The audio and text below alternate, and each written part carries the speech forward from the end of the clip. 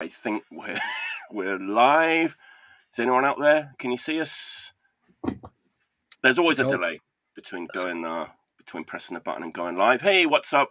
Thanks for tuning in. Episode 29 of what you're listening to. Wow. 29. We're getting middle-aged almost. Yeah, almost. I'm almost senior. The senior years of what are you listening to? Got my ARP card. We've been having a great time before the show. We're going to continue having a good time on the show, and we're probably going to continue having a good time after the show as well. Let's see how that happens. But I know I will. All right. Jim, good to see you. How you doing? Kampai. Kampai to you, my friend. Cheers. Jordan. Here's to all the other middle-aged white dudes around the world that like punk rock records. Jordan, cheers. Scoots, thanks for coming on again. Good to see you again. And thanks again for this marvelous design. I'm very, very grateful. We're going to talk, maybe we'll get some made. If anyone wants a t-shirt, let us know in the comments. We'll get some. I already told you, got the American Warehouse. Got the American Warehouse set up, ready and waiting, ready to go. We'll get it done. All right, let me do some. Let me clean the cottage, so to speak, before we start. There you go. And a couple of birthday shout-outs. Just getting more like a normal radio show now. Luke from Bombardment had a birthday today. Happy birthday. Happy birthday to Luke. My good friend Pete Larson had a birthday too. Been on this show twice. Birthday. Good friend of mine. Yeah. And if anyone's in Amityville, Long Island tonight, stop what you're doing. Get down to wherever the gig is. I forgot. But Fright and Deathcycle and Ready for Death are playing in Long Island tonight.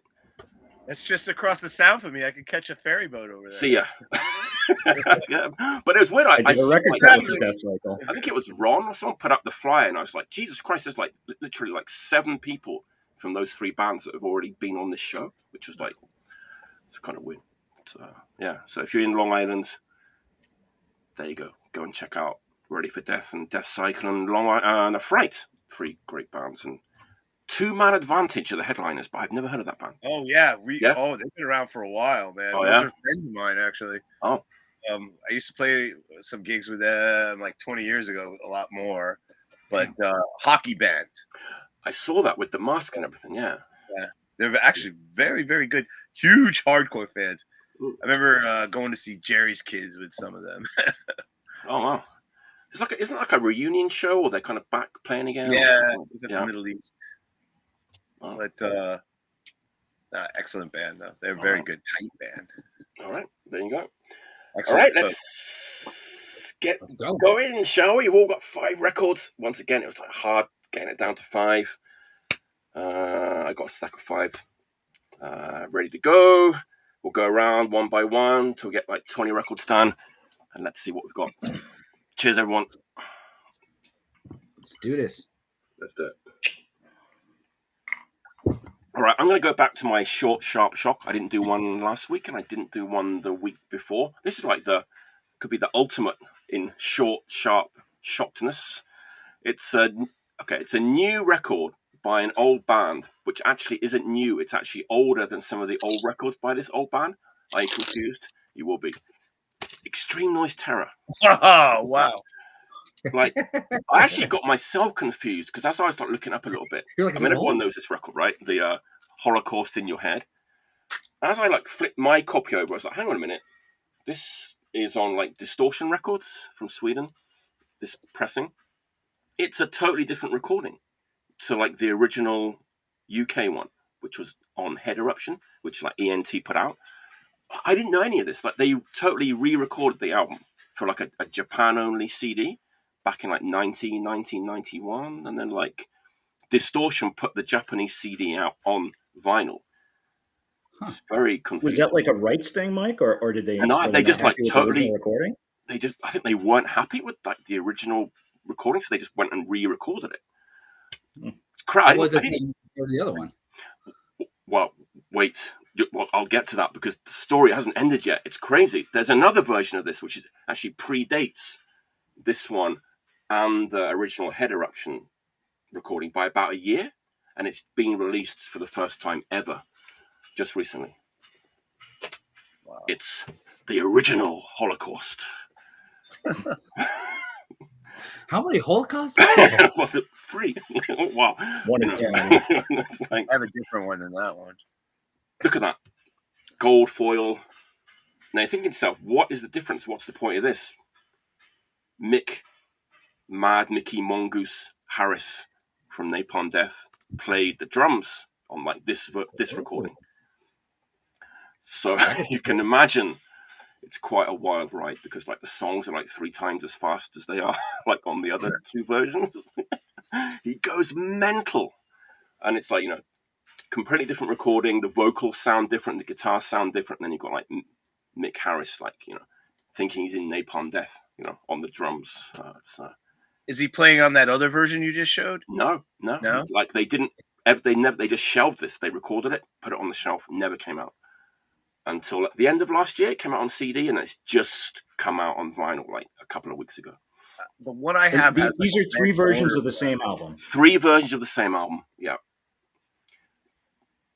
Gotta catch them all. This one has like different. It has like 5 songs, like not on the others, and like the track listing is different. I mean, if you're an Extreme Noise Terror fan, it's kind of a must, I would say. Yeah, Sounds cool. The original Holocaust. The only downside to this record is it's like a back on black thing. So it's like, it's like no liner notes about the story, or anything. I had to look it up on the internet. a gatefold. Is there anything? There's a gatefold, yeah, but like, there is a gatefold. There is a gatefold with like the lyrics and stuff, but like Same song.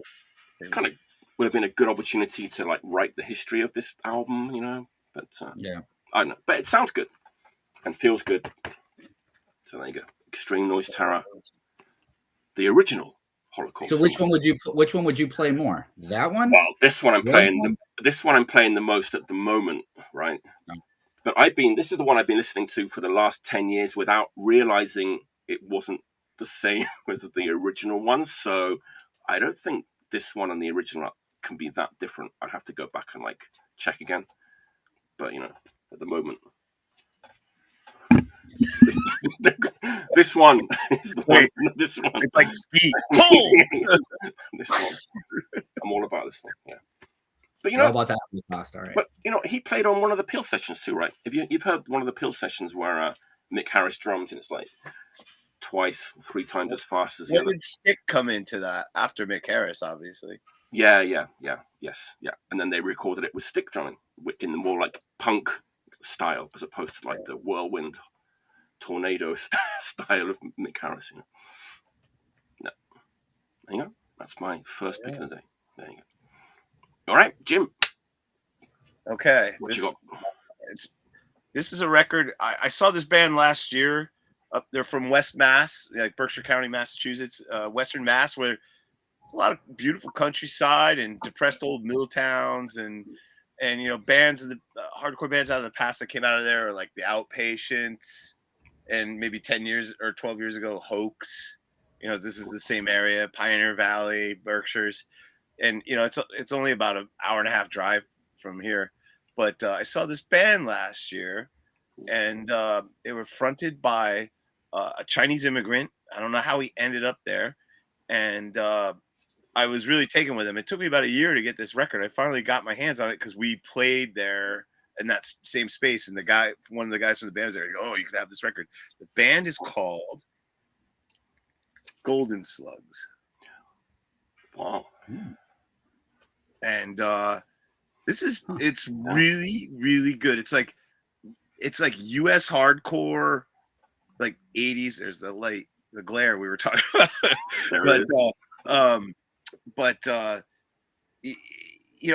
Well played, well executed.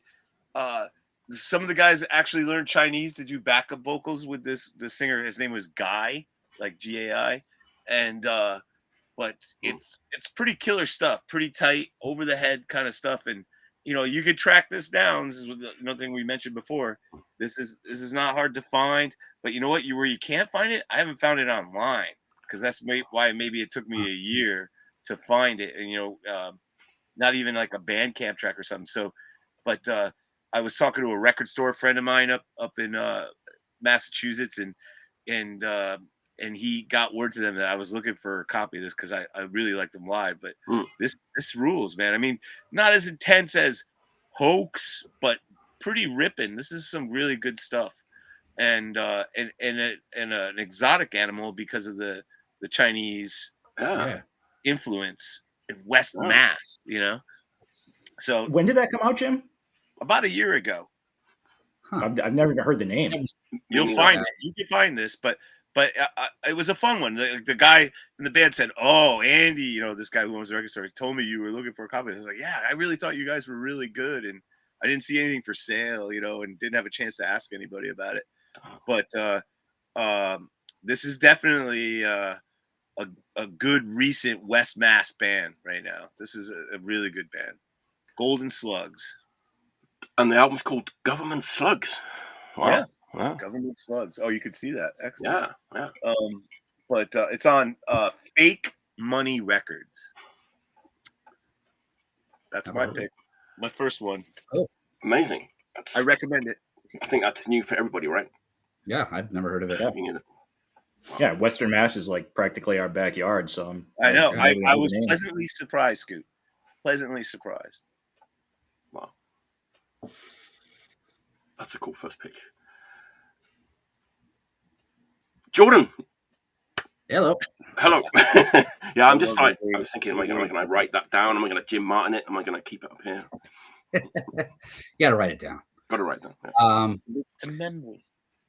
So this record that I'm gonna is actually kind of a rare record, but it got the reissue treatment very recently. Cool. So you can get the tracks for this. I actually kind of lucked out on getting this record because I had a friend who's very influential in the punk scene here in Chicago, who was shooting a documentary in like 99, 2000, and interviewed members of this band and was able to get copies of this record because it was just sitting in a box. Because it's one of those bands that was kind of forgotten for a period of time. And so I was screening records for his record label, 99, 2000. And he gave me a copy, and I fell in love with the record. It's one of my favorite records that I've owned. And so I'm going to show it to you. It came out in 1980. It had a first press on another label, but it had a really small run, and then it got reissued in 1981. Cool. Great record. Beautiful. Attitudes. Yeah. Okay. And they just had a reissue done. So you can actually get these tracks on, I think it's Radiation. Yeah, it's Radiation. Did a reissue. So you can actually get these tracks on that too. And I think you, Mike, you also had, there was a reissue that you had too, which I kind of remember what the band didn't like about it, which. Okay. I was looking over there because it's just over there. I was going to pull it off, but yeah, it's like a double LP, like a discography kind of thing. Yeah. This is a bit of a discography too. Okay. There's some recording sessions on here that hadn't been released, which is probably on that other one. Right. Of some later stuff. Because this band was around from like 1980 to about 84, 85. And they just never seemed to kind of like, you know, I don't know. It just seemed like there was a lot of racism in the punk scene in California and probably the whole U.S. There were so many great Latino and Latinx, you know, bands that were just kind of like pushed aside and weren't able to play, you know, a lot of shows. You know, there was the Vex, which was, you know, Latino-owned club in East LA where they actually, a lot of these bands played. But to go to the other side, to go to Hollywood or any of those other places, they just weren't really given slots to play. They had trouble getting records out. You know, these are bands like the Plugs and the Nuns, you know, which were, you know, and the Stains, you know, had a record on SST, but you can't find it. And it got kind of hidden in the SST catalog. The Zeros, who some people dismissed as like the Mexican Ramones, but they were a fantastic band on their own and should be, I mean, they should be revered because these are such great bands. So it's really great that they actually have a reissue of this record that just came out. It's total power pop punk, but it's just raging. 5 songs on this. I will say though, my only bummer about the reissue is that they mix it and master it in a way in which it kind of all sounds very even because there's multiple recordings and it doesn't sound quite as bright and punchy as the original. I noticed that because I played them back to back. Right. But they still have the songs, and they're amazingly written songs. All 5 songs are great. My favorite song on there is Attitudes. I mean, it just rips. Such a great record. So yeah, That's a great one. The original on that was, I forget the exact sequence, but there was a 12-inch and a 10-inch version, right? I believe there was a 10-inch version on Bratella, which I didn't even know. And then this is the one-sided, and that was double-sided. And this one is just one-sided. And then it's blank on the second side, but it's a 12-inch. And this one goes for kind of a bit of money, actually. I looked it up, and it's like a $150 record, which kind of blows my mind. Holy shit! So you just get the reissue for like $25. Yeah, you know, I was really happy to find that. Like, even though I'm not sure, like you said, the band wasn't happy about that like double compilation thing that I got. But so I don't know if you guys are familiar with this fest. It was a fest that happened during the 2000s to maybe like 2010, where women in various scenes across the country would do what's called Clit Fest. Oh yeah. There was one in Philly, I believe. There was one in California, in the Bay Area. They did one in Chicago, and I think it was in 2008. And they got the Brat to come play, and they were awesome.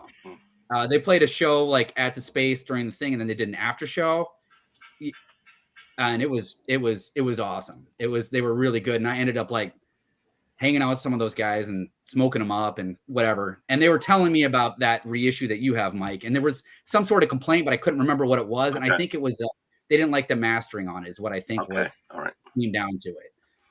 So I think that's one of the reasons why this got reissued. I think this probably might have a little bit better mastering. I don't know. Yeah. So yeah, the version that I have is on Fatima or Fatima Records. Somebody said the OGs. They actually, when I looked it up, the actual original one came out in 1980 on Bratella. And that one you can't even find anywhere. I don't even know how many there was. And then this came out in 1981. So I don't know. That I think is the one I thought it was the original. I have a 12-inch. Yeah. Great band. Great. Yeah. Killer. And I think Fatima Records was by somebody from the Plugs did the record label. So they were kind of all supporting each other and playing backyard shows and doing shows and making punk happen, even though there's very few other promoters or, record labels that were really putting their shit out. And they should have been, because they missed the boat, in my opinion. Yeah, that's a fun record. Yeah. Killer stuff. Cool. All right. Scoots, what's your first pick of the day? So I'm stealing the short shop shark concept. Go for your life. Oh. Been listening to this one a lot lately, and was lucky enough to find it actually in a distro. This came out in 2021, I believe, and I was looking for a copy here and there. Finally tracked one down. Soap and Spikes still had it in stock for non-collector scum prices. If you don't know, it's they're from Edmonton, Canada. You can kind of guess the content. It's hard D beat. I don't have a ton of knowledge about these guys, but I know Nick from that band. Yeah. This is going to sound sort of like an underhanded compliment, but it really is a compliment. There's like no aspect on this that I think is like really like exemplary. Like, it doesn't have like a sick shredding guitarist, or it's not the loudest, it's not the fastest, but it's like everything they do, they just do really well. And it's catchy as shit. Which to me, it's like, I mean, come on guys, how many D-Beat records do we need to own? But it's like, this one is like, after I hear it, it's like the songs are still in my head, and it's like they're still rolling around there. Like they can write riffs, they can write catchy parts. That's what you need. There's a couple of slower pace numbers, which really to me kind of add like a nice dimension. It's not just all like raw straight ahead, getting your head pummeled, but just really good stuff. Been listening to it a lot lately. There's a reissue out now, the first LP. I think that's on Desolation. I think it's coming out. But this is the one I keep hearing. Like I work from home. I listen to albums like on YouTube, like just on a continuous loop for like 8 hours. And this one keeps coming up like in the autoplay, and it's like every time I hear it, it like makes me stop, and I'm like, shit, this is so good. And it's like that to me is kind of the like litmus test For sure. like when I'm not actively paying attention to music and it's like it draws me out of what I'm doing. That to me, it's like I know, okay, there's like something special going on there. And to me, it's like I think it's the riffs. You know, like it's basically like Swedish style D beat, but the catchiness of it to me reminds me of Inepsy. Like it doesn't have like that kind of motor beat that Inepsy like did so well, but it's like just the catchiness. It's like almost like sing along D beat. Wow. I caught them in Montreal last year at Varning. They were really good. They were definitely one of the highlights. Yeah, and it's like I don't know. Like I guess I wasn't paying a lot of attention to like newer D beat records because again, it's like we all have so many, and it's you know it just gets fatiguing after a while. But it somehow just snuck into my radar, and like once I heard it, I was like, oh yeah, this is something that I think is a little you know elevated from the rest of the pack. I'm really glad you recommended that to me because it's like I've been seeing it. I'm like, do I need this one? Like, it's really hard to like separate. Like you said, there's so many of these kind of records, right? Mm-hmm. Yeah, it's like hard. And it looks like so many of those records too, right? So it's like how many of those records do I need? So it's always good to like get recommended a good one, you know. Yeah, like I said, it's just I think the catchiness of the riffs. Like, there's nothing on it that detracts. It's just it doesn't have that kind of like, you know, like I said, like the standout guitarist or like the world's fastest drummer. But it's like everything they do is just like it's done like with such perfection that it's. And again, that might sound like an underhanded compliment to some people, but I definitely don't mean it that way. Like I really, really like this record. Are they from Montreal? No, Edmonton, I believe. Yeah. I saw them in Montreal. Oh, okay. All right, I'm getting that one because I know there's one like sat in that sheet. There's copies in 2 record stores in also. There's Revenge have it, and I think Punk and Destroy have it too. So you can call it Jackie, save it for me. Will be mine. Yeah, I looked at tons of distros. Like you know, obviously there's a bunch that you know probably like you guys like we keep going back to Sorry State and Grave Mistake and. You know, Vinyl Conflict and a lot of the other Armageddon and Providence. Like I always try to hit them up first, and just nobody had it. And then just through like a random, I think Google search, it came up Soap and Spikes, and you know, like it was like under $20, I think. Cool. So well worth it for that. I'm going in. Again. You'll see it on the show again next week. Probably. All right. I got a couple of new ones. Well, one's real new, or pretty new. My next pick. We've been loving France recently, right? A lot of great records. Really? Yeah. A lot of great records coming out of France. Syndrome 81 was one of the hits from last year. I've got a record by a band that has some kind of a connection to Syndrome 81. They did a split single with them, actually, like a few years ago. Pretty simple looking sleeve. Litovsk or Litovsk. It's a 5-track EP. It's beautiful, actually. It's like what do you call this thing? Oh. It's like, what do you call it? Die cut. Like a DJ sleeve. Yeah, like a DJ sleeve, and it's like, can you hear me still? It's like printed. Yep. It's like printed on the sleeve there. Lyrics in French. Kind of, it sounds like Syndrome 81 if you removed like all the distortion, like the distorted guitars, and if you kind of get rid of the like gruffer vocals. So it's like very like post-punk vocals and like kind of jangly, you know, shimmering new wave guitars. But the songs are very similar. It's like that kind of mix of like catchy but dark at the same time, like morose and upbeat at the same time, which is kind of really hard to do, but they do it perfectly. I love that Syndrome 81. I was just listening to that this afternoon too. Yeah, I think they had a shit. Go ahead. No, I so many people said that sounded like Syndrome 81 to me, but when I listened to it, I was a little disappointed because it is more. It's a little bit more new wave. I mean, there is new wave elements definitely in Syndrome 81, but they kind of pop out on like track and then it doesn't like stay throughout the whole thing.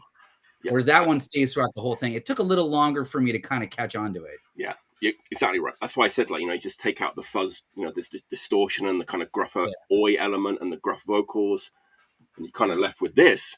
But in some ways, it's kind of like, it's like darker. It's like, real dark, like post-punk, new wave. It's almost like one song is almost like a ballad. It's like real slow. It's like the last song on the record, but just great songwriting.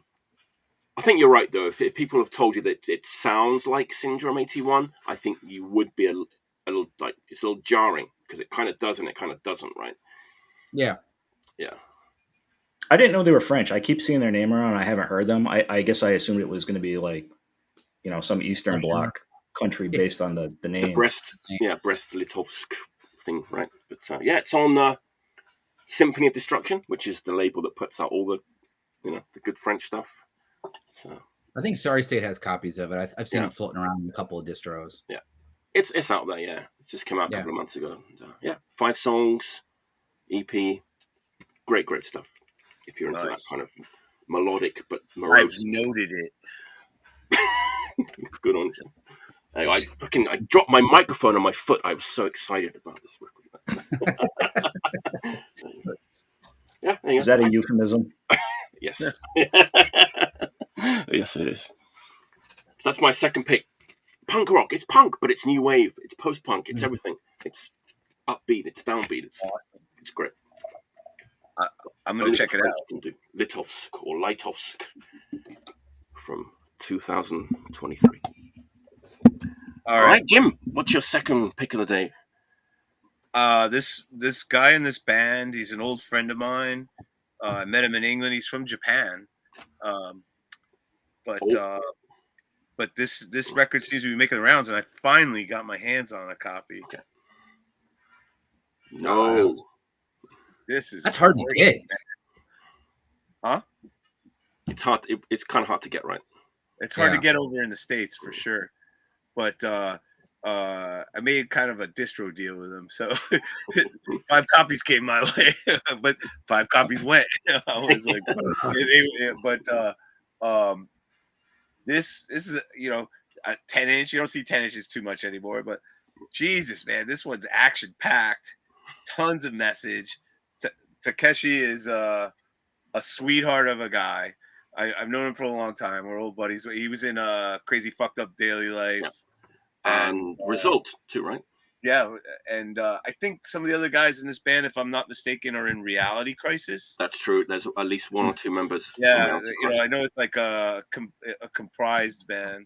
Yeah. But this packs a lot of punch. It really does. I mean, I'm happy I got it. It's the production's excellent.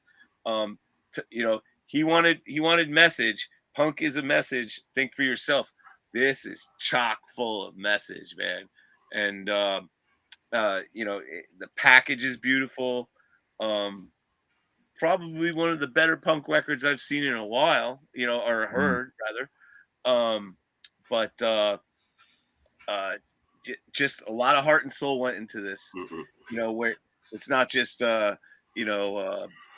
DB, as you were saying, Scoot, like in the sea of DB. This is holding its own. This sounds like nobody else sounds like this. Who put that out, Jim? I think they did it themselves, because I was trying to figure that out. It is, yeah. I mean, it's a beautiful print job. I mean, you can't really see on the internet, but just a lot of heart went into this. You could tell, and it's political. It's kind of like you feel like the message of Os Rotten, which was derived from conflict. Just you don't see a record like this too often these days, especially out of Japan. I want to say too. Yeah, there's like stuff in here about Black Lives Matter, and it's punching. It's totally, is that really, record? It packs a wallop.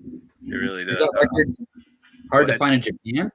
Is that record hard to find in Japan? Or it went pretty quickly. I want to say I couldn't find a copy, but I think it's pretty limited pressing, and I think a lot of them did get shipped out to the UK and the States and Europe, maybe.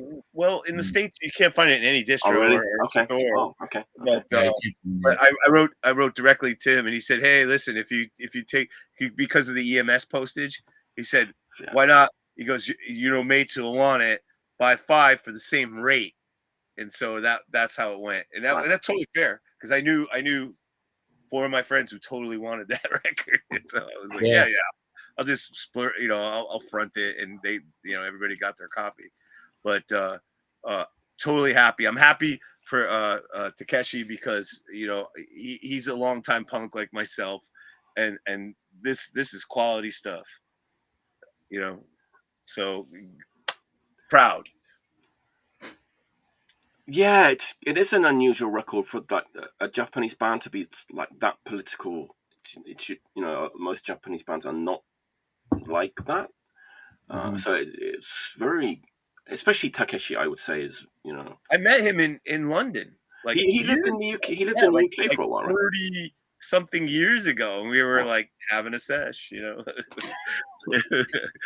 But he had a band in England with didn't he have a band in England with like Doom and Sore Throat members, like Bacteria? That's come out now too, right?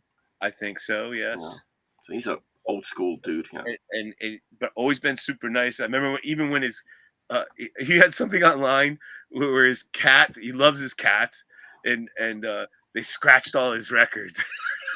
Don't let the cat in your record room because of what they think it's a scritchy post, like all your records together. It's like he was showing the damage. I was like, oh, is that why he called his band No? It's like no. Little water pistol on it. No, Kitty, no. No, it is very good. It pounds. It's a pounding punk record with tons of message. So also want to add, he succeeded. There's a member of a band called Disgust who are also from Nagoya in that band, and that band is completely overlooked when it comes to Japanese hardcore. It's Disgust from Nagoya. They don't have many records. They have a lot of CDs out. They're a really good metallic DB kind of band that not many people know. Which band was that? I'm sorry, it was breaking up. Disgust. You're frozen.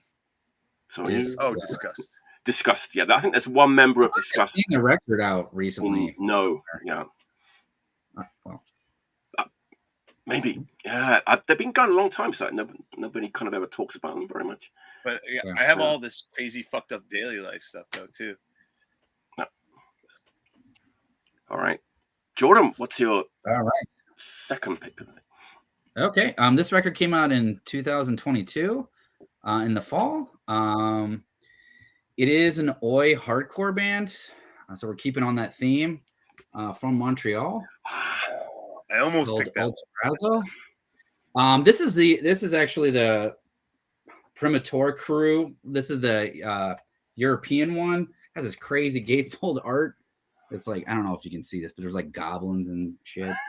And but the US pressing came out on Warthog Speak, which is a great label. Small label, but everything they put out, Justin puts out on that label is really good and worth checking out. I have that version.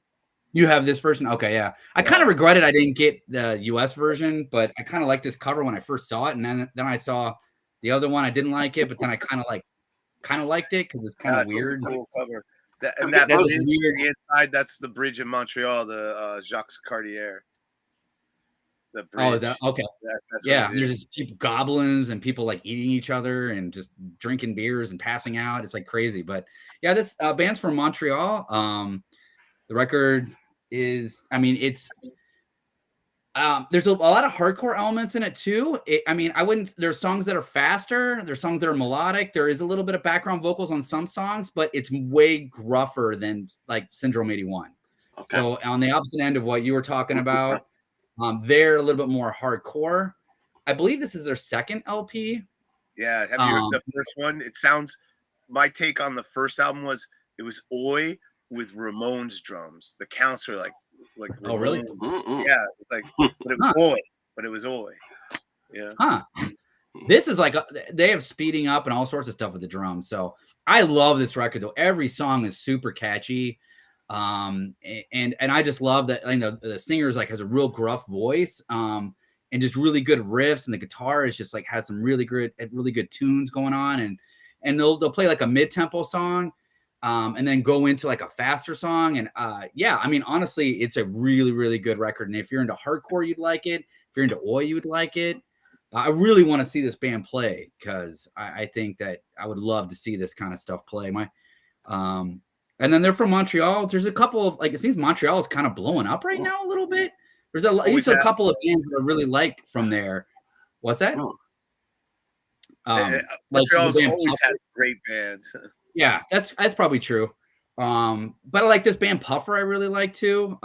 They're really good. And Benton Army, another oi band, it's really good. I have some friends from Montreal, and they're always posting videos, and just like, man, it's every band. I'm like, this band is awesome. So, yeah, I don't know. It's cool coming out of the pandemic and seeing like different scenes that are kind of like just doing different stuff. And I mean, I feel like in the U.S., like North Carolina is kind of going off a little bit, and Philly is going off a little bit, and Montreal is going off a little bit. France is going off a little bit. You know, it's cool to see that the records coming out now from various scenes and really kind of exploding. In Chicago, we have a bunch of new bands that I'm like kind of blown away when I see them from Chicago and Northwest Indiana, and they're like young kids, and I'm like, this is cool, man. Like, it's great. So yeah, I don't know. I love that record. You should totally check it out. Oh yeah, the Puffer demo is awesome. I hope they get a record out soon. I hope they're still around, because that demo came out a while ago, and I don't know anything else. But yeah, great record. If you like catchy, aggressive oi with hardcore elements, you'll be into it. 5 out of 5. 5 out of 5. I don't know that one, but I'll look for it. I mean, you mentioned the songwriting, and to me, that's like the number one thing I look for in probably any genre anymore, because it seems like there's so much good music coming out. It's not a matter of finding something I like. It's like you got to narrow the field. And so for me, it's like the songwriting, you know, like you can play your ass off, but if you can't write a song, yeah, that's important. Yeah. You know, it's just a bunch of wanking.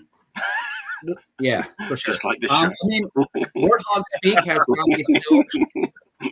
So, you know, just Google them, you know, and you can buy the U.S. copy. I feel like somebody showed that record before because it looks familiar, or it's being talked about a lot in the group. I posted on the thing, but okay, all right, the list, and it was not. It looked familiar as soon as I saw it. I've seen that before, and people were saying that it was really good and stuff. So yeah, I kind of would get the U.S. pressing because the cover is so like absurd and crazy. Oh, yeah. There's a split with Benton Army too, right? There's a.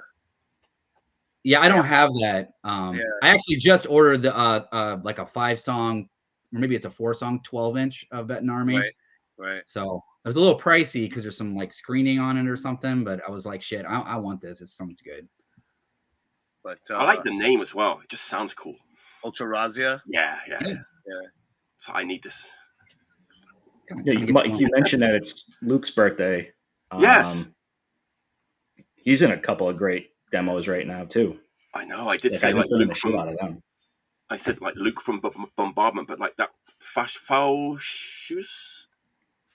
Yeah, I'm not even going to attempt to pronounce that. It's like I saw the tape. Phosphor too is really good. I didn't attempt to name this album because it's like just Quoi Bout de la Nuit, I think. Sounds good. Nice. Let's stick with Ultra Razia. Yeah, everything about it just sounds cool. All right, Scoots, what's your second pick? Speaking of hard to pronounce album titles, I'm going with monosyllables right now. Oh wow, nice beautiful. pick, dude. Beautiful. Nice Beautiful. pick. Yeah, speaking of good songwriting. Yeah, you know what? It's funny that you say that too, because I've loved this album for like 20 something years, and I was listening to it again yesterday, and I'm like, it's such a weird mishmash. Like so much of it is like crazy sound collage and like all these disparate elements, but it's like they make it into songs. Like it all coheses. Like it'll be going all over the friggin' map, but at some point it all coheses and it becomes a song. Yeah, brilliant band. So I mean, if you guys, I mean, I know you guys know, but like for the other viewers, these guys started in like San Francisco in the late '70s. This is Helios, Creed, and Damon Edge were like kind of the main core of the band. This I discovered this like early in college. I was lucky enough. One of my kind of roommates in my dorm was the lead singer of Arab Radar, and I got in real tight with that whole crew. You know, as like a 18-year-old, like my kind of conception of punk was like Circle Jerks, Misfits, you know, Subhumans, like very kind of like beginner punk, and they really introduced me to like a lot of cool stuff that I hadn't heard. Chrome, The Birthday Party, MX80, like the kind of stuff you would kind of think of if you've heard that their band. And like I first heard this was the Touch and Go CD. That was Half Machine Lip Moves, Alien Soundtracks on one. And I played it over and over and over. It's like surreal science fiction punk. But again, it's very song oriented. It's not noise like where it's just, you know, noise for the sake of noise. Like there's a solid beat behind it. There's like Helios Creed guitars behind it, but then it's got like the synthesizers, the oscillators, like tape loops, and just like crazy science fiction lyrics. I don't know. It's great stuff. Like I could listen to this over and over and over again. It can be lofty. Yeah, look. I know. I was messing about trying to pull my copy out. This is the one that I just came out. Is the Red Exposure. This is another good one too, right? I like that one a lot too. Yeah. But that one's a little. I don't know. I haven't heard that in a while because I only have it on CD. But it was a little less rocky, like rock oriented. Yeah. But this and Alien Soundtracks are both fantastic. Like great. Like you can tell this came from like an art. Like an artist's mind. Like their iconography, their sleeves, like a lot of the albums have like posters. Their artwork is awesome. Like this cut and paste like collage that they would also apply that kind of same mentality to the music, where it's like cut and pasted together. Great stuff. Like the first song I ever heard by them was Third from the Sun, like late night on college radio, like when I had no money when I was a kid and just listening to the radio. That it was kind of a magical song to hear that. That's the one that reeled me in. Was Third from the Sun. Yeah. That's a great pick because it reminds me that I love that band and I have like 4, 5, 6 albums by that band, but I just haven't pulled them out for so long. It's one of those, you know, it's like, oh God, thanks for reminding me because I should be playing. Once you're in it, you're in it. You know, it's like, wow. And they went on for a while. Like they recorded, or a version of Chrome recorded for like, you know, into the 90s. Like I said, it kind of was Helios and Damon Edge were like the main core. And then there were, you know, bass and drums kind of went through, you know, other lineup changes. But at some point, like I think it was like maybe the mid 80s, you know, Helios kind of went off. He did his own solo career. Damon Edge kind of kept the name alive. And those records are, you know, whatever. You know, there's stuff to enjoy in them, but they're not like this. Like this is like 10 out of 10. Like you must own this. Before the pandemic, it's diminishing returns for me personally, the other stuff. But I want to say before the pandemic, my friends in England were saying they're coming to England. And they only played, as far as I knew, like the last they played was as Chrome. It was in England before the pandemic because all my friends were there, like Chrome's in England. You know, I was like, oh man, I'm so jealous. I wish I could have. Yeah, I would love to. I mean, not New York. They didn't come to New York. You know, it's like they went to London. Scoots, you did mention that Prong covered Third from the Sun. Mm-hmm. I wonder if they did, right? I wonder if that kind of introduced a whole new audience to Chrome at that time, because Prong were kind of quite popular at that time, right? So there was a Jesus Lizard cover too in the on one of their 7 inches, like mid 90s. They covered one of their songs. Actually, Arab on Radar at one point in their live set, they were covering, I think, Cold Clay Me Bombing. like that might have been like one or two shows, but I don't think they ever recorded it. But it was always like one of those bands that was kind of like, it was like a mark of kind of good breeding of your record collection if you knew who they were in the 90s. Right. Yeah, like I said, like I admit it, like I was very green. Didn't have a lot of experience outside of kind of entry level stuff. So to have like guys older than me who already had like good established record collections, like pointing stuff out to me, like made like a huge difference. And it remains like one of my favorites to this day. But I think I could speak for all of us when we say I think we've all had an experience similar to yours where there was somebody who showed us another direction, and you know, an evolution. But our big brothers, but or sisters. Or sisters, yes, sir. Another band that makes me think of them sometimes around about the same time when they were around was Popo Pies. You ever hear Popo Pies? Yeah, okay. Check that out too. It's not as great as Chrome, but it's that cut and paste thing you were talking about. Mm-hmm. Like I know there probably is like for people better, with better knowledge of this, that there's probably a lot of steps like going from the 60s, like something like Silver Apples maybe, or like other kind of more experimental, like noisy kind of bands where you can kind of trace like a lineage from that. But to me, to hear this, it's like hearing this, like this came out in like 79, I think. Like, I just think now, like this sounds like otherworldly to me now. Like what would have that sounded like, in days of like 70s AOR? Like, yeah, well, there was like Suicide. Sure, there were other bands that had synthesizers. There were the Screamers, if you were lucky enough to hear them. Sure. But I don't know. It's like, to me, this is like, there were a lot of bands using elements, but maybe it was like a supporting element or they did it less successfully. But this is like top of the class. That's a great pick. Yeah, excellent. Nice. Good pick. It's a fucking great pick. It's like I said, it's reminded me, listen to more Chrome, you idiot, because you've got the records. Listen to them more. You know what? Listen to it on your commute. Yeah, that's what I should do. Yeah. Actually, would go really well. Actually, with the Osaka cityscape.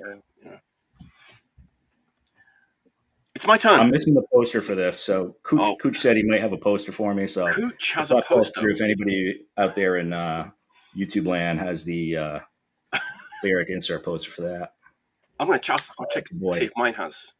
Not that I could copy it, scan it for you. Cooch is coming on the show, by the way, in next month. Oh, nice. Yeah. I was wondering why he hadn't been on. CC too. Yeah, I'm waiting for him to reply. He's a little slow, like Magic Circle. All right, round 3. Let's have a little drink. I'm getting thirsty. Yeah. All this listening to Chrome. All right, we're talking about good songs, good songwriting. I think this band has that in spades. It's a kind of a newish British band that's been around. The members have been around in other bands for a while, and man, I think this is my like most played record of the last week or so. Rough Guts. Yeah, I listened to that on your recommendation. Great, right? Yeah, it's very good. Rough Guts, like part 1, and then Rough Guts part 2. I can't figure it out. Like, why not? I thought that maybe like they were like, actually it says like that this is like 2 of their EPs on one like record, but I can't find the 2 EPs mentioned anywhere on the internet. So maybe they were like just Bandcamp only things, but like why they were Bandcamp only things, I have no idea. Because this is amazing. I don't know if you miss like the glory days of like the top notch like garage punk, like the New Bomb Turks or the Humpers or just that kind of thing, but with like a kind of modern twist on it. I know my description isn't really doing it justice, but this is like really, really like well done punk stroke, like garage punk with like super, like it's very energetic and very memorable. All the songs are really memorable. great. I mean, I was listening to it last night after a few pints. I was like, I even stood up. It was so good. You know? I was like, it's great. Rough Guts. I think they were in another band called the Rotten Foxes before this, who I've not heard, but they're from Brighton. They're from Brighton in the UK. Their video clips were really nice too. I was gonna mention this because I think they're like slightly younger guys, and like you might be surprised if you hear this first and then see what they look like. You might be surprised, because they kind of look like Amel and the Sniffers a little bit, you know. With the mullets. They've got mullets and mustaches. My mullet mustache ratio. They filmed it in a hotel room or something. You know? Yeah, it's not like, their house. Yeah, they got rough guts, everybody. Rough Guts, amazing. I mean, you know, I wrote some notes. It's like rip-off records, Australia, because they kind of have that little. Are they lo-fi? Is it lo-fi? No, kind of like? no, not at all. It's like that's what I think when I think rip-off records. Real big, like proper, like Motorhead style, like in your face. Okay, like, so they're rocking out. Yeah, I mean, with their like mullets and their mustaches. It's amazing. Okay, this will sell you. Coffin. Yeah. It was also reminded a little bit of Coffin. I don't know if you would agree with me with that, Jim. Okay. Like they've got that Coffin thing. Have you guys heard Coffin from Australia? Yeah. Australia, yeah. Oh man, they're like another amazing cock rock almost in it. You know, it's like that, just like great party rock. Kind of helicopters-y, kind of. A little bit. It's really hard to describe, you know. Because like my description, you know, it's like whoa, but it's fucking great. I don't know. Nice. And there's definitely some of that like Hot Snakes, Rocket from the Crypt thing going on here too. Absolutely. Good musicianship, great production, great songs. The name sounds like one of your made-up wave of British heavy metal bands. Even like the cover kind of looks. Motorhead rip-off band, Rough Guts. That's after too many pints. Just to mention, they're actually watching this show because they know that I'm going to be talking about this record. Well, hey, Mike, I listened to it. You know what? It sounds good, and I'm going to buy it.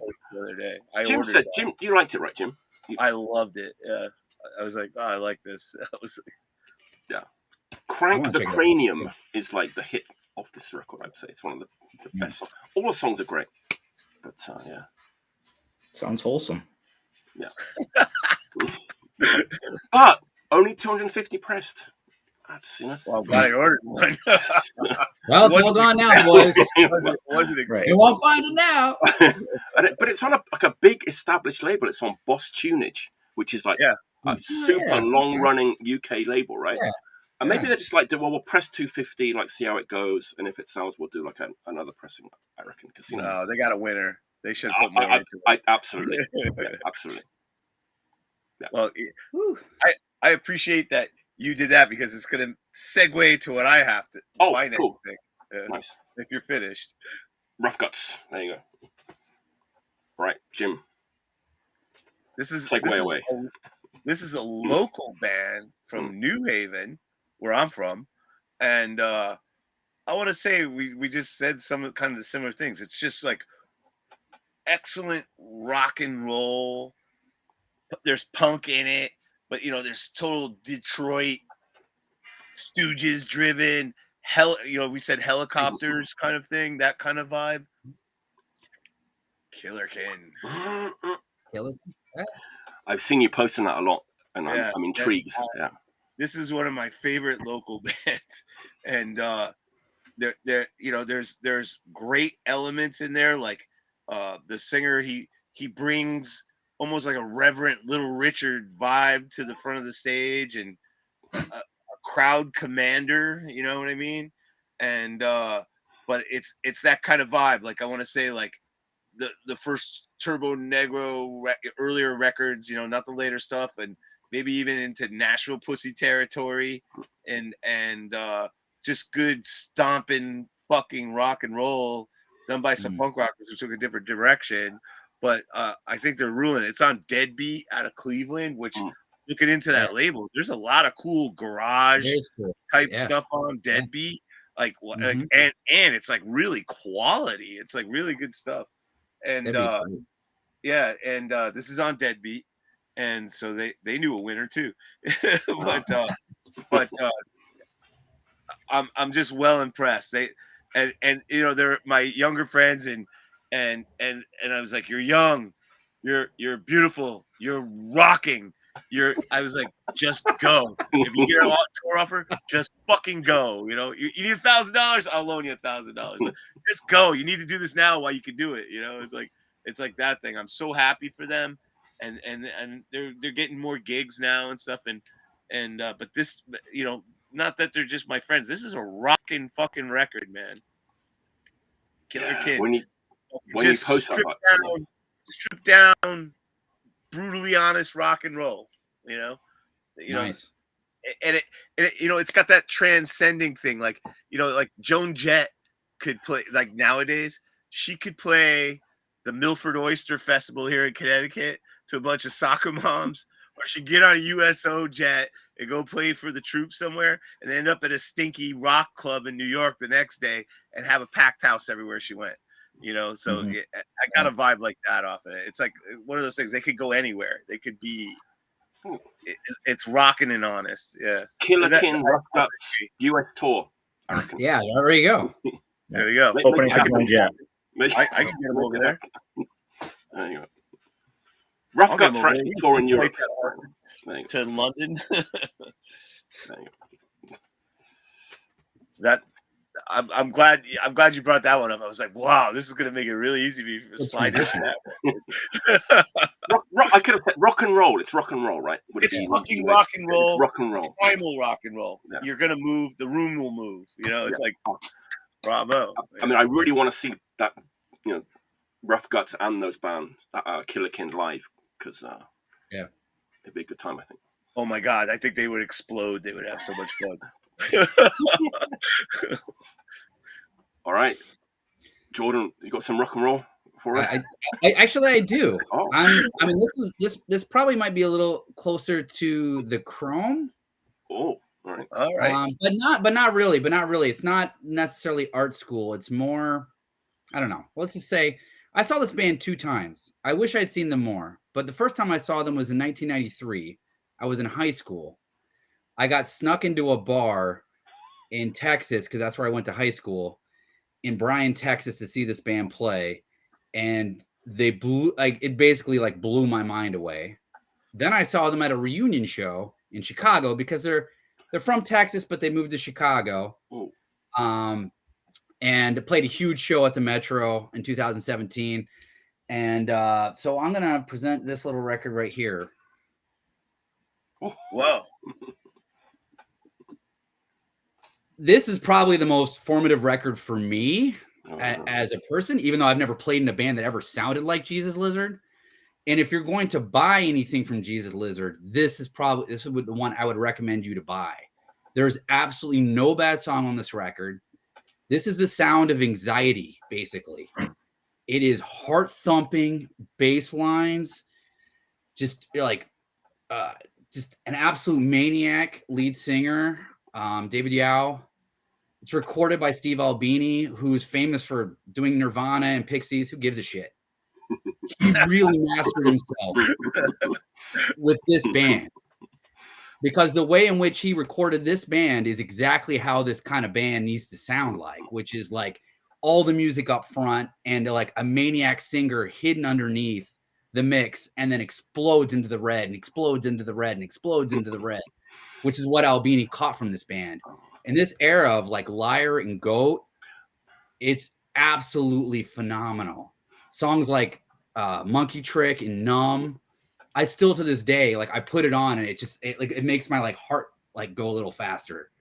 It's just an absolutely phenomenal record. I met my wife at a Jesus Lizard show in 1994. There you go. What better? That's cool. We're still together. We're still together. Dude, we got cheers. Cheers! Congratulations. How many years has it been now? It was our wedding anniversary was last weekend. It was our 18th anniversary, I think, but we were together for 11 years before we got married. Wow. So I'm looking at like 29 years. congrats. I'm around where you. But yeah, Jesus anyway. Lizard. Yeah, I mean, They were Jesus great. We Lizard. saw them a couple times back then. Yeah, no, always. I mean, yeah, I was like kind of like the modern day, Iggy Pop on stage, and their like rhythm so cool. section is just like so powerful. I mean, it's mind numbing how Yeah. alive how it just keeps coming at you and coming at you. Then you have just like drinking, like fucking drunk maniac who's basically pissing himself almost all the time, just going insane, dude. But enough about. I don't know. I watched that. I was just like, my mind was blown as a 16-year-old. I was like, oh my God, this shit is insane. And it's not a punk record, but it comes from the guys from Scratch Acid, and it has like a punk element. I mean, they're really into the Dicks because they covered the Dicks, and like they were really into like being in Texas, but then they moved to Chicago, and then they kind of got involved. Like there's people in the industrial scene in Chicago that were really into them. They crossed a lot of boundaries, and then during that whole grunge bullshit that happened in the early 90s. They did a split record or a split EP with Nirvana, but they never ever really made it anywhere. I guess they signed to Capitol, but that was kind of the end of the band, basically. But those first 4 records on Touch and Go are just, it just goes up, up, up, up, up, and it's just awesome. That's a great pick because it reminds me that I wasn't ready for that. I remember when those records came out, I didn't get it, but I think now I would totally get it.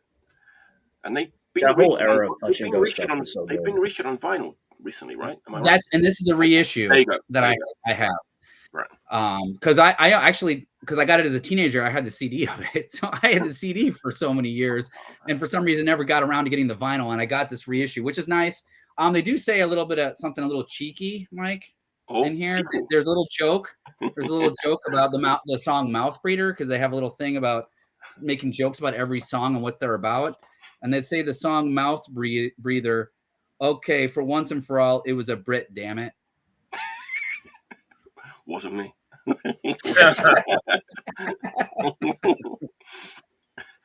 One of those guys from Rough Guts they were talking about.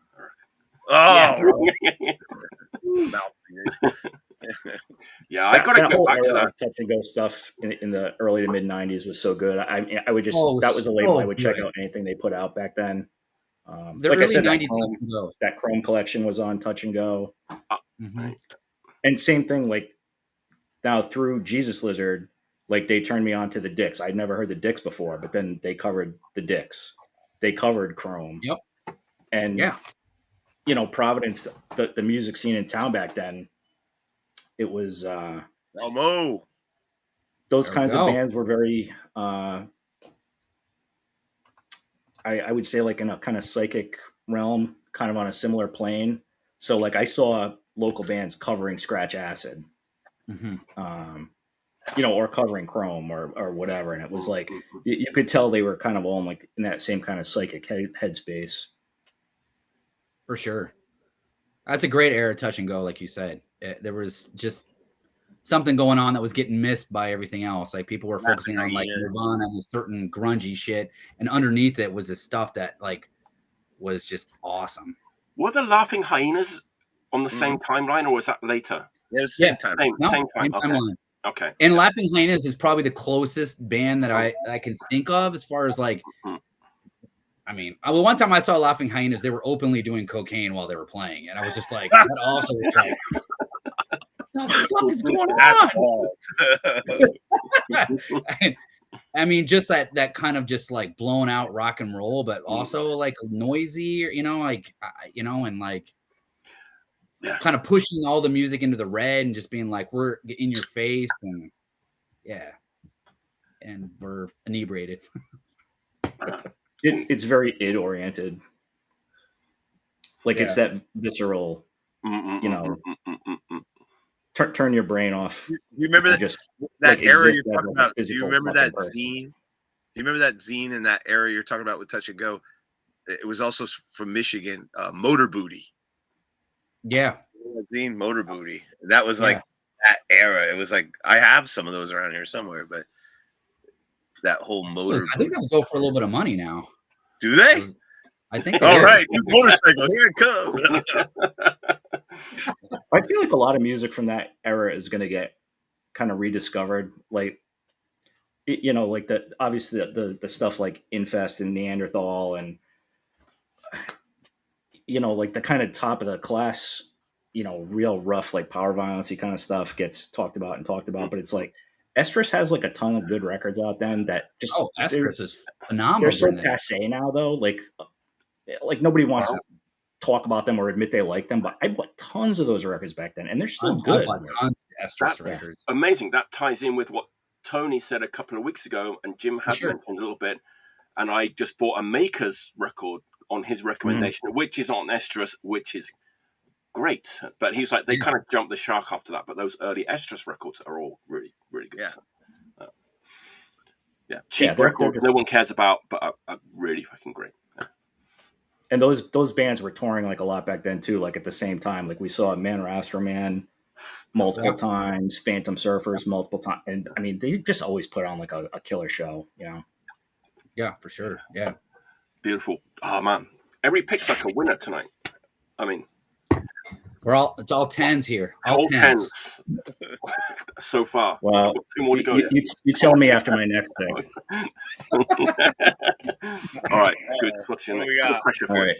So this could be a dodgy one, I'll admit, because to me this is a 10 out of 10. This is a desert island, like all time 10 out of 10. But again, a lot of people these days, I don't know, it doesn't get the respect it deserves. I don't really get it, but wow. That's the best Crass record, in my opinion. I love that record. Yeah, it is. Yeah. Love that record.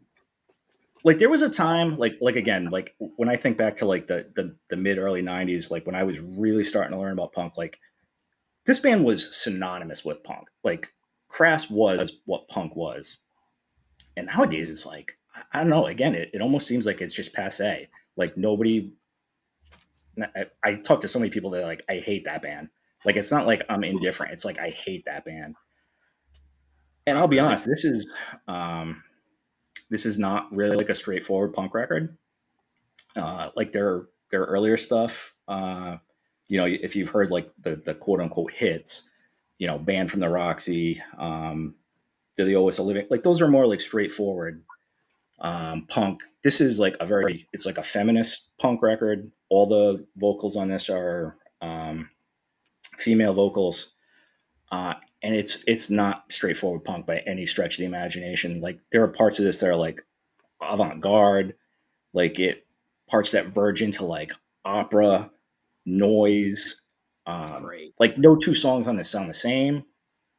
But this to me is like such a powerful record. Like when you mentioned earlier that No record, how it's like political and it's like it's got like a statement and like there was like a philosophy behind it. That's this record and this band. Yeah, that's the blueprint. To me, it's like they almost transcend being a band. Like they're like an idea.